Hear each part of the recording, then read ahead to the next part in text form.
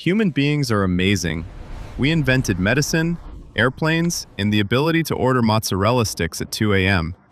And somehow, we still keep producing people who look at a cliff, a moving car, a bomb squad, or a lawnmower and think, yeah, I can freestyle this. Tonight is a tribute to those heroes. Not real heroes, obviously. More like unpaid interns for the Darwin Awards. These are 10 grown adults who took completely survivable situations and upgraded them into full-blown boss fights with reality. One bad plan. One confident idiot. One final moment where common sense leaves the building and consequences come in wearing steel-toe boots. So buckle up, because tonight, we're counting down 10 people who lost the dumbest fight imaginable. Their own idea. 1. The Grand Canyon Prankster. Leo was the kind of guy who thought being the funny one was a full-time job with dental benefits. Not actually funny, of course. Just loud, reckless, and deeply committed to making everyone around him experience brief emotional trauma for his personal amusement. You know the type. Every friend group has one. The human jump scare. The guy who mistakes panic for comedy and thinks the phrase, "Bro, relax," cancels out the 5 years he just shaved off your lifespan. Leo lived for that reaction. The gasp, the scream, the look on people's faces right before they realized he wasn't dead yet. So when he and his friends took a trip to the Grand Canyon, Leo did not see one of the most breathtaking natural wonders on Earth. He saw a stage. That's the problem with men who are addicted to attention. Give them a giant canyon, and instead of experiencing awe like a civilized mammal, they start brainstorming material. Now, the Grand Canyon is not subtle. It is a gigantic hole in the planet with a very strong anti-fooling around policy. It's beautiful, majestic, and extremely committed to gravity. Most people respond to that by taking a few pictures, saying "wow" a lot, and staying a respectful distance away from the part where life becomes geology. Leo, however, had an idea. He was going to pretend to slip off the edge. That was the bit. That was the joke. That was apparently the level of comedy his brain had fought its way up to. The first time he did it, it worked perfectly. He wandered a little too close to an unfenced edge, stumbled dramatically, flailed his arms like a malfunctioning inflatable tube man, and dropped to one knee just inches from the drop. His friends screamed. One girl nearly started crying. Leo popped back up laughing like he'd just invented humor. And that should have been enough. But attention is like potato chips for idiots. Nobody stops at one. So Leo kept doing it, again and again along the trail. Different edges, bigger flails, louder fake panic. Every time, he looked thrilled with himself. Meanwhile, his friends were getting less and less scared and more tired of this fully grown man treating a national park like an open mic night for bad decisions. By the fourth or fifth fake fall, the reactions had changed. No more real terror, just annoyed groans. "Dude, knock it off. That's not funny. Seriously, stop." Which naturally made Leo want to do an even bigger one, because once a guy like Leo stops getting the response he wants, he doesn't take the hint. He escalates. That's how men end up in documentaries narrated by people like me. So for the grand finale, Leo picked a dramatic overlook with a sheer drop that looked like the Earth itself had gotten sick of being flat. He made sure his friends were watching. "Okay, this one's gonna be the best one yet," he said, which is exactly the kind of sentence that should cause a group chat to go silent forever. Then he launched into it, the big one, the deluxe package. The full-body Oscar performance fake stumble, arms flying, boots scraping, knees hitting the dirt. He sold it hard.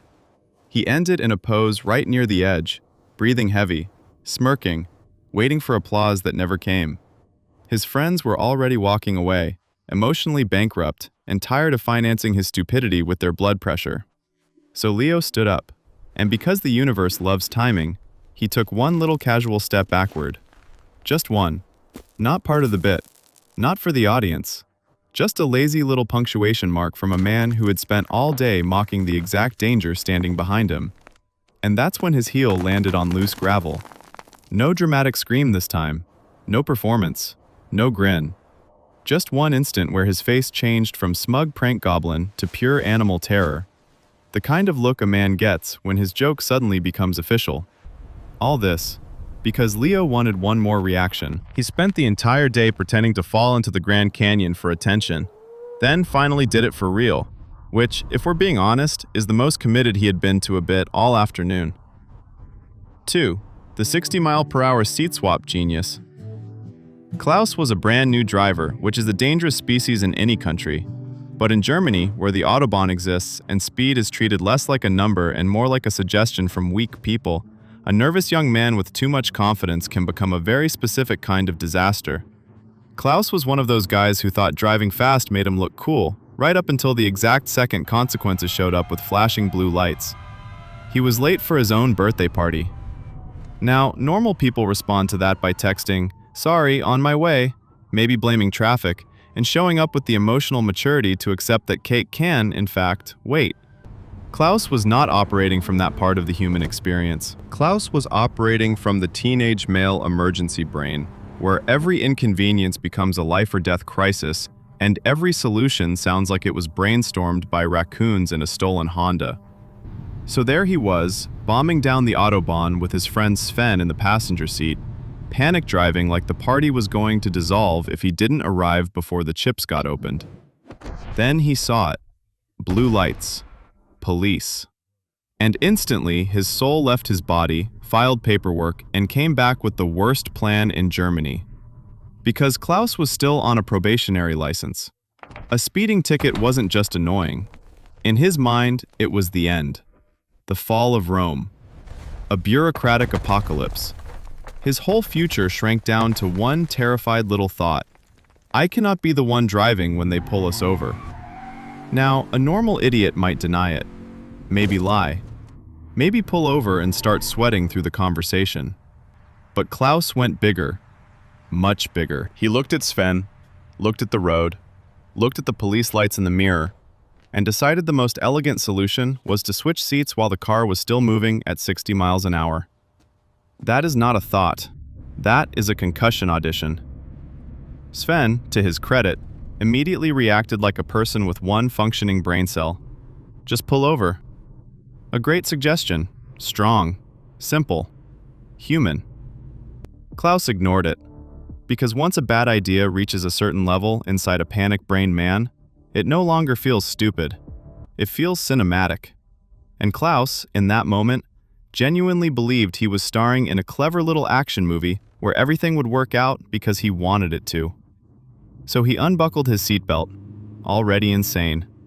Then he started climbing over the center console while the car was still flying down the highway, as if modern traffic laws had finally created the one problem that could be solved by full-body scrambling. For a few horrible seconds, two people were halfway in the driver's area, and nobody was actually doing the one job the situation absolutely required: driving the car. And that's what kills me about this story. Klaus wasn't escaping a wildfire. He wasn't dodging gunfire. He was trying to avoid a speeding ticket, a piece of paper, a bureaucratic inconvenience. And he responded like the vehicle itself was witness protection. The car started drifting. Of course it did.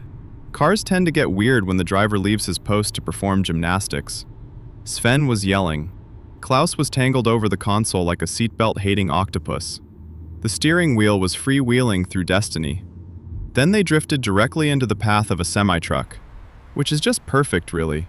Because if you're going to make your final mistake about avoiding consequences, the universe might as well deliver those consequences in the largest possible form, with 18 wheels and 0 patience. All of this because Klaus didn't want a ticket. He saw flashing lights, panicked, and turned a routine traffic stop into a moving hostage situation with upholstery. He didn't lose to police. He didn't lose to speed. He lost because he thought the easiest way to avoid getting caught driving badly was to stop driving in the middle of driving. 3. The police station bomb expert. Arthur was the kind of man who did the right thing once and then immediately got cocky about it. You know that species. The guy who makes one sensible decision, pats himself on the back so hard he dislocates his judgment, and then starts acting like he's the honorary sheriff of common sense. Arthur normally lived a quiet, deeply uneventful life. He liked routines, clean driveways, and situations where nothing hissed, clicked, or raised paperwork. So when he found a suspicious unmarked package sitting on his front step one morning, his whole nervous system reacted like someone had mailed him a personal insult. And honestly, at first, Arthur handled it beautifully. He didn't stomp on it, he didn't shake it, he didn't open it with kitchen scissors like some kind of suburban goblin. No, he did what every public service announcement dreams of. He carefully picked it up, drove it straight to the police station, and handed it over to the desk sergeant like a man who had finally found his moment to matter. That should have been the end of Arthur's role in the story. It should have been, "Good job, Arthur. Step aside. Let the people with training, robots, blast shields, and bomb suits do their thing." But Arthur had one fatal flaw. He was impatient in the exact way stupid people always are when professionals start looking too professional. Because the second the police station actually took the package seriously, Arthur's mood shifted. The lobby got cleared. Officers started moving people back. Bomb techs got called in. Tape went up. A robot came out. Suddenly, this plain brown package had become a whole production, and Arthur started feeling something dangerous bubbling up inside him. Annoyance. Not fear, not caution. Annoyance. To Arthur, the bomb squad's careful, methodical process looked less like expertise and more like bad customer service. He stood there watching through the glass as these trained professionals slowly scanned, inspected, and approached the package, and his brain, which had already used up its daily supply of wisdom, began whispering the worst sentence possible. "This is taking too long." That right there is how men end up fighting power tools, wildlife, and active explosives. They start confusing slow with wrong. So Arthur, who had successfully brought a possible bomb to the safest place it could possibly be, decided he was now qualified to speed things up. He marched right back into the cleared area. An officer yelled at him to stop. He did not stop, because once a man decides he is the only person in the room not wasting time, he becomes spiritually immune to instructions. Arthur walked right up to the bomb technician, reached past the equipment, and grabbed the package off the inspection table like he was reclaiming a delayed Amazon return. That alone should have gotten him tackled into another zip code. But Arthur wasn't done being breathtakingly stupid. He held the package up at face level, frowned at it, and said, "What do you think's even in this thing?" Then, and this is the part that should be carved into a national monument dedicated to avoidable mistakes, he shook it. Not lightly, not once. He gave it a good, annoyed, full-grown man, "What is this bullshit?" shake. And the package, which was in fact a real homemade bomb, responded exactly the way bombs tend to respond when some impatient idiot grabs them like a Christmas gift from a disappointing relative. All of this because Arthur got tired of waiting. That's what makes this story so brutally beautiful. He identified the danger. He brought it to the experts. He won. He had already won.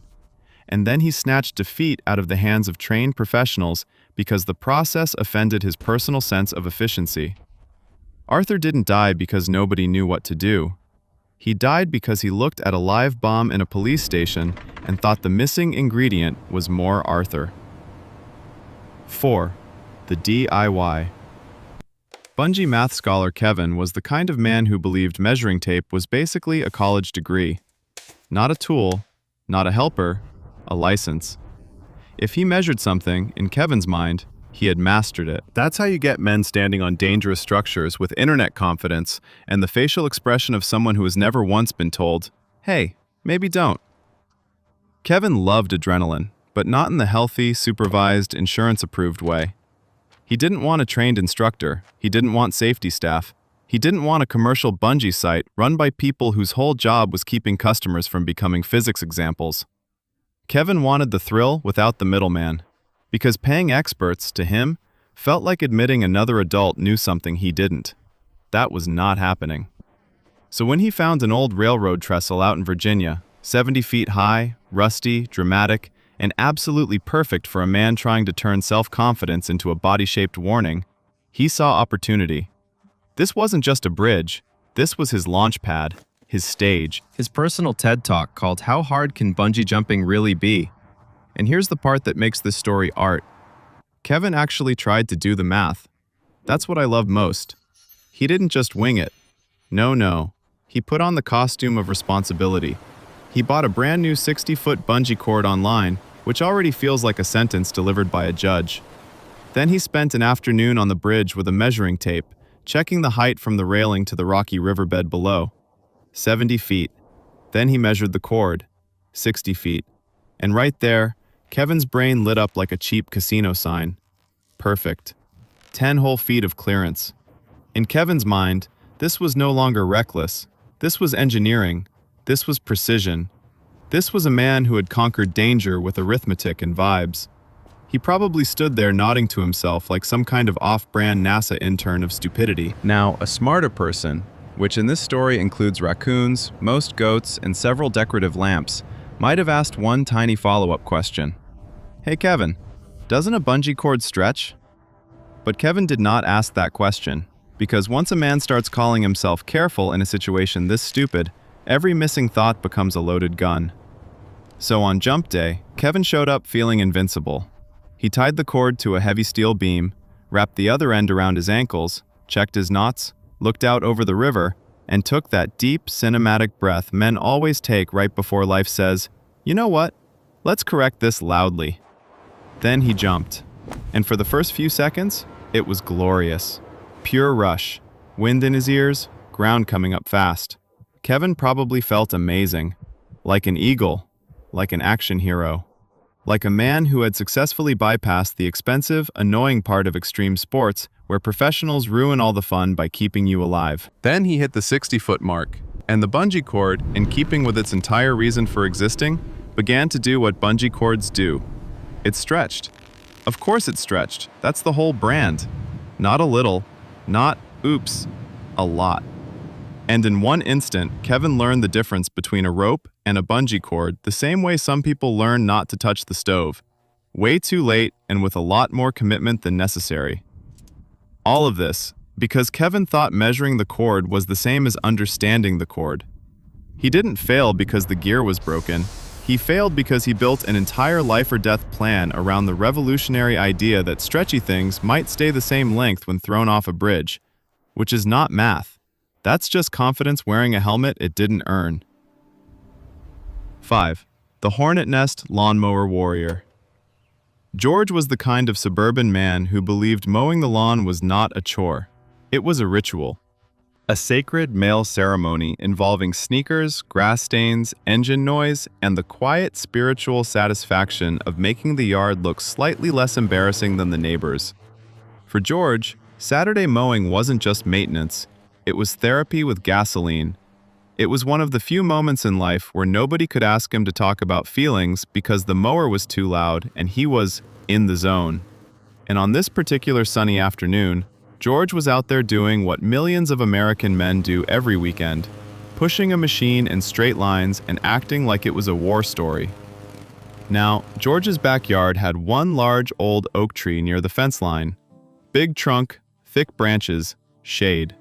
The kind of tree that makes people say things like, "That's a good tree." What George did not notice was the football-sized gray hornet nest tucked under one of the lower branches. It sat there quietly, minding its business, full of thousands of tiny flying psychopaths who, up until that moment, had no reason to care about him. Then George rolled up with a lawnmower. And if you don't know much about hornets, here's the short version. They do not enjoy engine vibrations, loud noise, or random mammals swaggering into their neighborhood like they pay property taxes there. The mower passed under the tree once. A few hornets came out.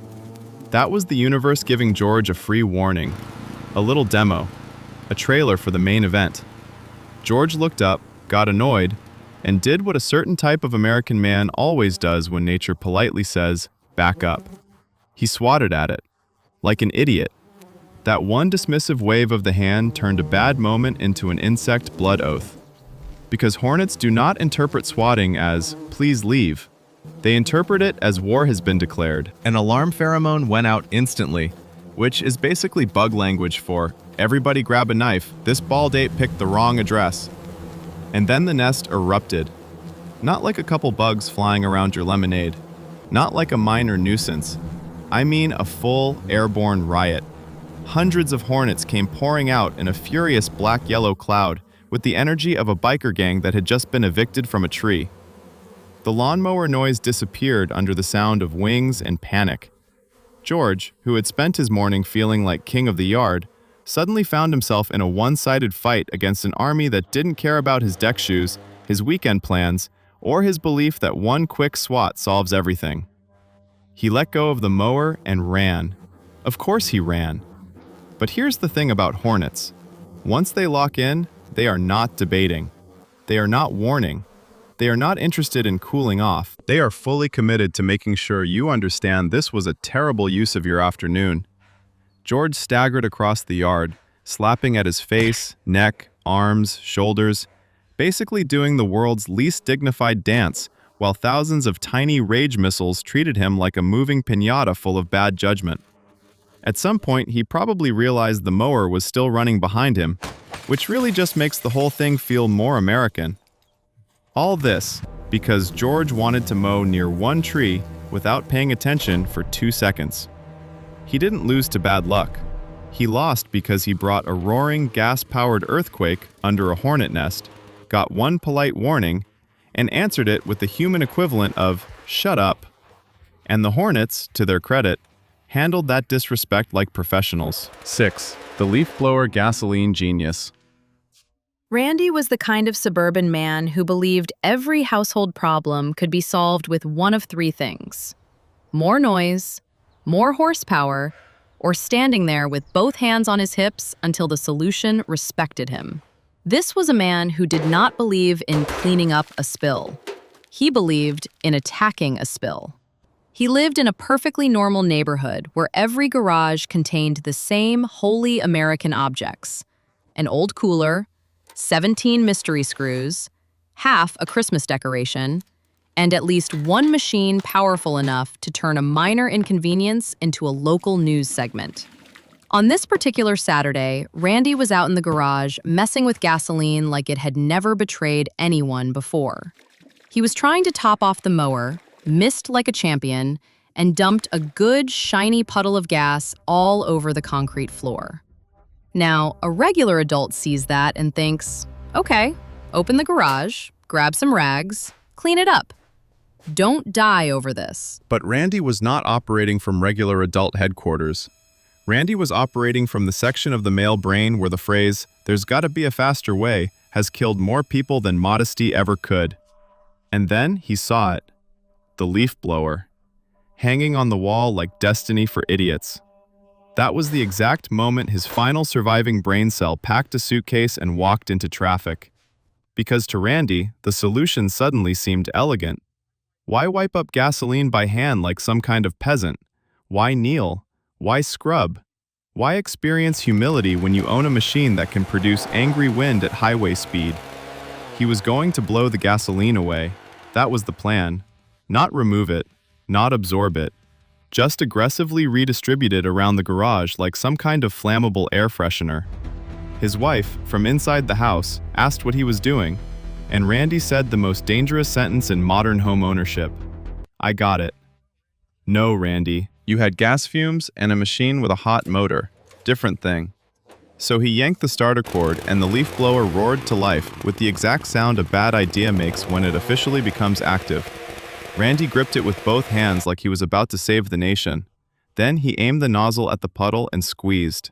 Immediately, the gasoline spread. Not less dangerous, just farther.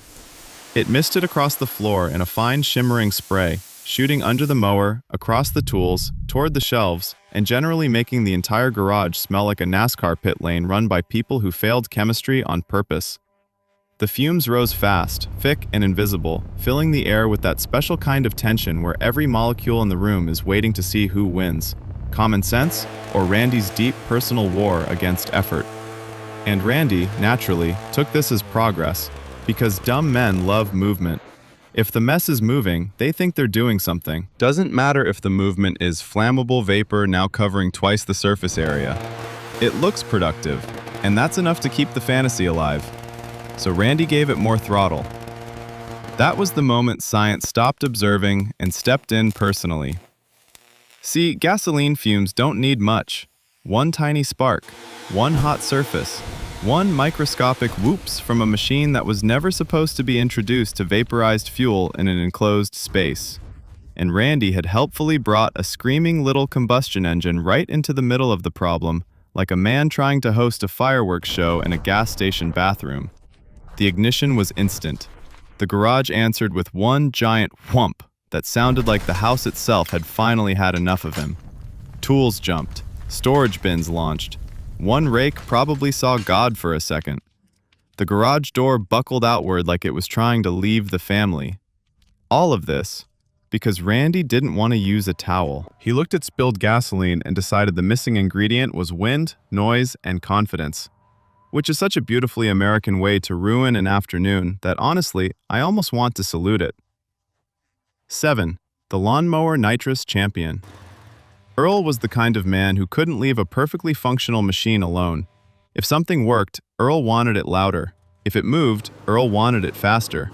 If it cut grass at a safe, normal, suburban pace, Earl took that personally. Because to Earl, a riding lawnmower was not a tool, it was an insult. A machine with no vision, a little four-wheeled reminder that life had become too comfortable, too slow, too respectful of the human spine. Every Saturday, he'd sit on that mower creeping across the yard like a bored turtle with headlights, and something inside him would boil. "This thing needs more power," he'd mutter. That sentence has ruined more weekends than rain. Now, most people hear more power and think maybe sharpen the blades, clean the filter, do some maintenance like a grown adult who enjoys living indoors. Earl heard more power and thought nitrous oxide. Yes, the same chemical boost people use on race cars, drag strips, and in movies where every driver shifts gears like they're trying to punch the transmission through the floor. Earl looked at that and decided his mower, a machine whose natural purpose was rolling gently through crabgrass while dads avoided eye contact with responsibility, deserved that treatment too. And the worst part? His friends encouraged him. One of them laughed and said, "Man, you ought to put nitrous on that thing." That should have stayed a joke. A normal joke. A healthy joke that dies in the hot summer air and never becomes hardware. But Earl was not a healthy man spiritually. The second he heard it, his eyes lit up with that terrifying little spark dumb men get when an idea crosses over from funny into, "I'm actually gonna do it." A week later, his garage looked like NASCAR had suffered a head injury. Parts everywhere, wrenches, empty beer cans, a little nitrous kit he had bought online from a website that absolutely should have required a psychological evaluation at checkout. His wife asked what he was doing. Earl gave her the same answer all doomed husbands give when building something nobody asked for. Improving it. No, Earl, you were about to give a lawn appliance cocaine. He bolted the kit onto the mower with the confidence of a man who had never once respected the phrase factory settings. He removed a few unnecessary safety parts, which is a sentence that should make every ambulance in a 3-mile radius start stretching. Then he sat back, admired the setup, and announced to his friends that he had just built the world's first real performance mower. That is not a thing, Earl. That is just landscaping with delusions of grandeur. Saturday came. The boys were over, folding chairs out, cheap beer sweating in coolers, everybody standing in the yard with that deeply American expression that says, "This is either going to be hilarious or legally complicated." Earl climbed onto the mower shirtless, because no man has ever done anything this stupid while fully dressed, and fired it up. The engine growled, the mower lurched. Earl grinned like a man about to rewrite both lawn care and personal injury law. At first, it looked almost cool. The mower tore across the grass way faster than any mower should ever move unless it has recently been cursed. Dirt flew. Earl leaned into turns. His buddies screamed like he was qualifying for Daytona instead of mowing around a birdbath. Then he hit the nitrous, and that's when the mower stopped being transportation and became a confession. The front wheels popped up, the back tires spun. The whole machine bounced off one exposed tree root and launched sideways across the yard, with the elegant restraint of a folding chair fired from a cannon. Earl got thrown clean off, arms pinwheeling, while the mower kept going without him, like it had finally realized it was not legally required to die together. It smashed through a patch of flowers, clipped the fence, and rolled into the kiddie pool like the world's dumbest amphibious assault. All this because Earl thought grass cutting was too slow. He didn't improve the mower, he just gave yard work a midlife crisis and watched it go airborne. 8. The Pool Vacuum Test Dummy. Chad was the kind of suburban man who took household malfunctions personally. Dishwasher making a weird noise? Disrespect. Garage door not closing right? Open challenge. Pool vacuum losing suction? Apparently a chance to prove he was smarter than plumbing, water pressure, and every man with a service fan. Now, a normal person with a pool problem has options. You call the pool guy. You pay the service fee. You let a sunburned professional named Mike show up in wraparound sunglasses and quietly judge your filter basket. But Chad was not a normal person. Chad was one of those homeowners who hears the phrase service call and reacts like someone suggested burning money in front of his children. So when the pool vacuum stopped working, Chad declared he would figure it out himself. That sentence should have made the water leave on principle. The problem seemed small. Weak suction. Leaves sitting on the bottom of the pool like lazy green tenants refusing to move out. His wife suggested calling someone. Chad laughed. That awful little dad laugh. That, babe, it's just a hose laugh that has directly led to stitches, small fires, and at least one Home Depot employee quietly saying, "Good luck, man," with the tone of a priest offering last rites. Because in Chad's mind, this wasn't maintenance. This was masculinity. If another man came to his house and fixed his pool, what next? The neighbors finding out? The grill losing respect for him? No, absolutely not. Chad would solve it himself, using instinct, impatience, and the deep American belief that being shirtless near machinery counts as expertise. So he started diagnosing. He checked the skimmer, opened the pump housing, tapped a few pipes for no reason, said words like pressure issue and air in the line, in the exact tone of a man who learned both phrases 15 minutes earlier from a forum post written by another idiot. Then came the breakthrough. If by breakthrough you mean the worst decision in the whole yard. He decided to test the suction manually. Now, a smart person would ask, "What does that mean, Chad?" A smarter person would call the pool guy before hearing the answer. Because what Chad meant was this. He was going to get in the pool, grab the vacuum hose, and physically see how strong the pool was using his own body, like he was a stunt dummy sponsored by chlorine. He stripped down to swim trunks and climbed in with the confidence of a man who had never once lost a fight to equipment and had therefore wildly underestimated how humiliating it could be. The vacuum hose snaked through the water like a bored anaconda. Chad picked it up, aimed the intake around, and nodded like he was conducting marine research for a government too embarrassed to admit it existed. First, he tested it with his hand. Yeah, okay. Then his forearm. Still not enough. And that's always the problem with men like Chad. The first stupid test never satisfies them. It only opens the door for a bigger, wetter, more expensive stupid test. So he dunked lower, brought the hose toward his chest, and leaned in like he was about to personally outsmart fluid dynamics. The suction hit hard. Not movie monster hard, just hard enough to make Chad instantly regret every word he'd said since breakfast. He jerked backward, swallowed a mouthful of pool water, slipped, and got tangled in the hose like a man being mugged by backyard infrastructure. Arms flailing, legs kicking, pride disintegrating in real time. His wife came outside just in time to witness the exact moment "I got this" turned into a full-body splash fight with something designed to eat leaves. And that's the beauty of Chad. He didn't lose to a shark. He didn't lose to a storm. He lost to pool plumbing because he couldn't emotionally survive calling a guy named Mike. All this over a service fee and a couple floating leaves. 9. The Christmas Light Power King. Gary was the kind of suburban man who treated holiday decorating like an arms race. Not a tradition, not a family activity, a campaign. Every December, while normal people put up one tasteful wreath and maybe a few lights around the porch like emotionally stable taxpayers, Gary went to war. He didn't want festive. He wanted the kind of house that made passing cars slow down and whisper, "Good Lord, is Santa laundering money through that yard?" And this year, he had a mission. Beat the Hendersons across the street. That was the whole disease. Because the Hendersons had a classy display. Symmetrical lights, nice little glowing reindeer, clean roofline, very Hallmark. Gary looked at that and took it personally. In his head, this wasn't Christmas anymore. This was a blood feud in extension cords. So he started buying lights, then more lights, then a second cart of lights. Roofline lights, shrub lights, icicle lights, net lights, candy cane pathway stakes, a giant inflatable Santa, a blinking sleigh. a glowing snowman, a wireframe angel that looked like it had seen things. By the time he was done, his garage looked like Christmas had exploded in a bargain outlet and every survivor had been drafted. Now, a sane person doing a display that size would think about power load, outdoor rated cords, separate circuits, maybe an electrician. Gary had a different system: adapters, splitters, extension cords, and faith. Not spiritual faith, mail hardware store faith. That deeply American belief that if a plug fits into another plug, then God has approved the project. His wife came outside, saw the growing jungle of wires in the yard, and asked the only adult question anyone asked all week. "Are you sure all of that can be plugged in together?" Gary laughed, that little laugh, that "babe, relax" laugh that has directly caused more house fires than candles and divorce combined. "Electricity's electricity," he said.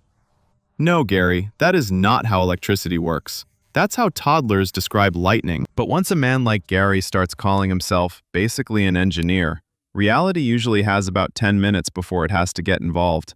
So he kept going. One cord into another, splitter into splitter.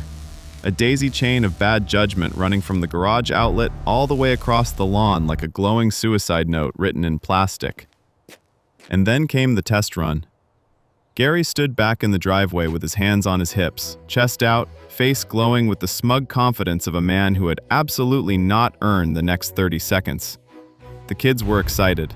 The neighbors were watching. Even the Hendersons had come outside, which to Gary felt like the universe itself showing up to get humbled. He plugged in the master line, and for one glorious second, it worked. Everything came alive at once. Roofline blazing, bushes glowing, Santa rising from the lawn like a festive demon. The whole house lit up so hard it looked like Christmas had become a gas leak with choreography. Gary smiled like a king. A cheap, overconfident king, standing in slippers on the edge of a very stupid empire. Then he made the classic Gary mistake. He added one more thing, because dumb men can never leave working alone. Working makes them greedy. So he grabbed another inflatable from the garage, a giant waving polar bear, because apparently the situation was not overloaded enough, and plugged it into the same cursed electrical octopus already trembling under the strain. That's when the cords started heating up like they had finally grown feelings. One adapter popped, then another. The lights flickered. Santa twitched. The angel dimmed and came back looking angrier. And suddenly the whole display started strobing like Christmas had been repossessed by a nightclub. Gary ran toward it, because of course, when a man creates an electrical emergency, his first instinct is never, turn it off and back away. It's always, approach the glowing problem with confidence. All of this because Gary wanted to beat the Hendersons. He didn't decorate for the holidays. He challenged the power grid to a cage match in front of plastic reindeer, and lost, exactly the way a cheap suburban king deserves, blinking, confused, and standing in a yard full of electrical shame. 10. The beer elevator entrepreneur. Todd was the kind of man who viewed stairs as a personal attack, not exercise, not architecture, an insult. Every weekend, he'd settle into his second-floor recliner with the deep spiritual commitment of a man planning to do absolutely nothing useful for the next 6 hours. Game on TV, socks off, belly out. Remote in one hand, and then, like clockwork, tragedy would strike. The beer was downstairs. Now, a normal person solves that problem in one of two ways. You buy a mini fridge, or, and I know this sounds extreme, you stand up and walk down the stairs like a mammal who still respects gravity. Todd rejected both, because Todd had two defining character traits. He was cheap, and he was lazy enough to make that everyone else's problem. A mini fridge costs money. Walking required movement. Both were unacceptable. So Todd came up with what he genuinely believed was a smarter solution. He was going to build a beer elevator. Not buy one. Build one. Because somewhere deep in the male brain is a little goblin that hears the phrase minor inconvenience and immediately whispers, "What if pulley?" Todd's vision was breathtaking in the worst possible way. He would rig a cable from his second-floor window down to the patio using an old garage motor, some leftover rope, a few pulleys, and a plastic milk crate. Then he could send beer up and down without ever leaving his throne of inactivity. He even named it the brew lift. That should have gotten him banned from tools on the spot. For 2 days, Todd worked on this thing like he was building the Panama Canal for alcoholics. He mounted a bracket into the window frame using screws he found in a coffee can labeled "Good Enough."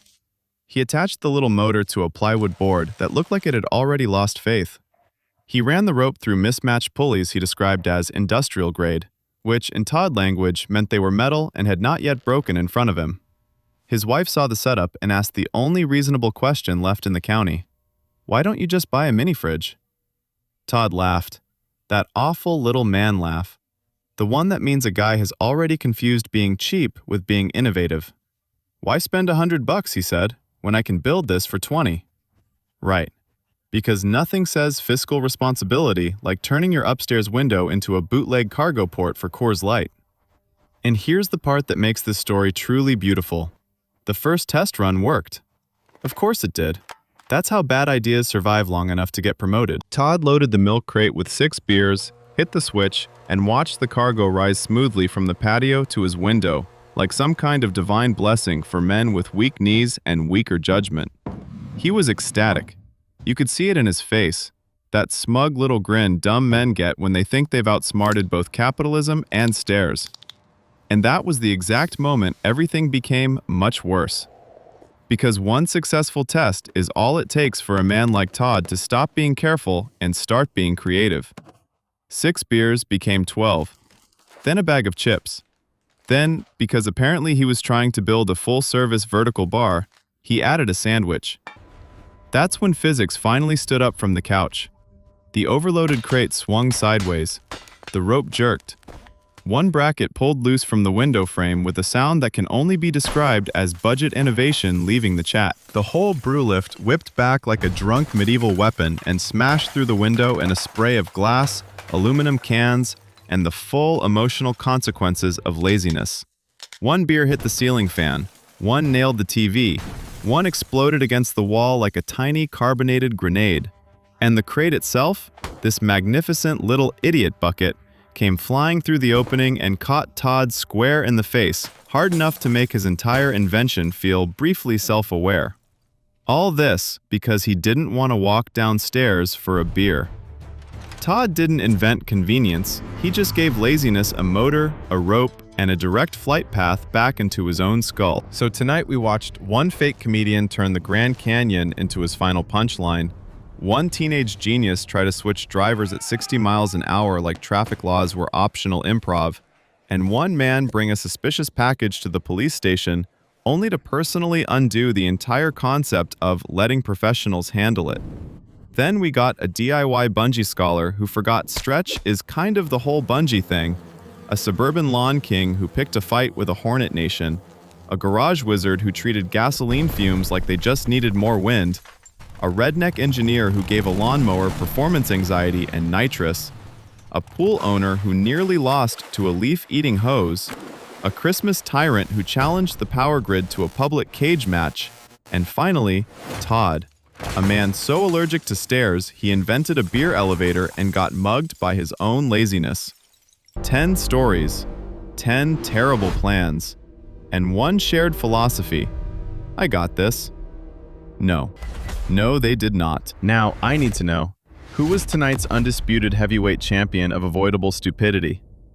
Leo, who committed way too hard to the joke.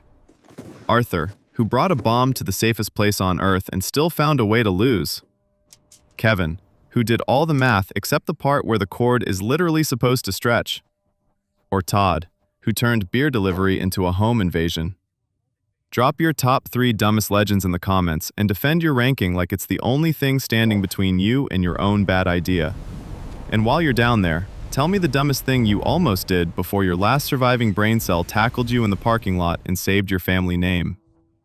The wildest part about these stories is that none of them needed bad luck. They just needed one confident idiot, one stupid little shortcut, and one moment where common sense quietly stepped out for lunch. Because reality is actually very fair. It gives you warning signs. It gives you second thoughts. It gives you that tiny inner voice saying, hey, maybe don't. And these people looked that voice dead in the eye and said, "Shut up, I have a plan." That's how legends are made. Very stupid legends.